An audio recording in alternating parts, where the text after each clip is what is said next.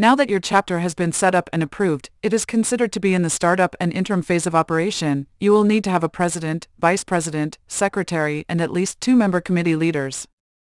Once this has been met, your chapter will be officially established.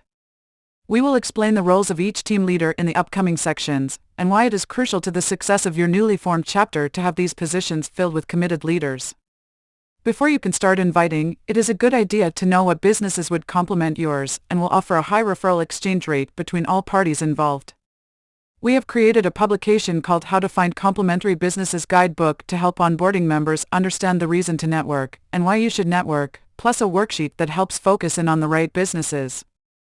A few things we will outline is how BNA chapters are set up much like a fraternal order or sorority. We make an oath to support and uphold, with accountability for each one's success and upward mobility. We also define characteristics that make good member partners for virtual chapters, is a person that possess honesty, integrity and a willingness to help others. We have found these attributes exist among chapter members with high success ratios.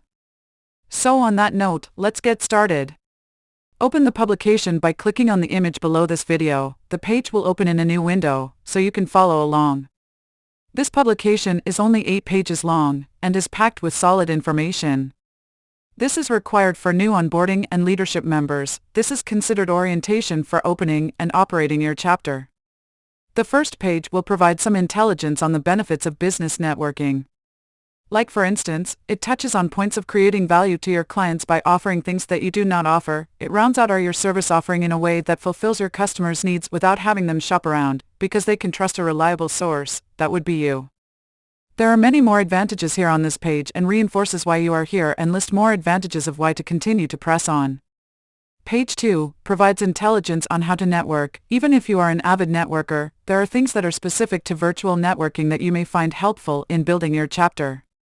Page 3 is the guide, which will provide intelligence on how to uncover other businesses that complement yours, with a high referral exchange rate between your industry and theirs. In the beginning phase of startup, it is important that members stimulate referrals, and this increases the probability of a high rate of exchange.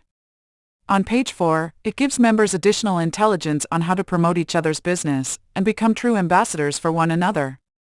Pages 5 and 6 is what you will put into practice from what you learned on page 3. This is how you will vet businesses that would make a good fit for your industry. Use the worksheet to list all of the businesses that meet the criteria to be considered a good referral partner. Page 7 is your contact and response sheet. This is where you will keep track of who you invited and what the response are. You input their contact information, date of invite, and what the outcome was. If they accepted, the invitation would be yes, and if declined, it would be a no, and if undecided or no contact, you can follow up.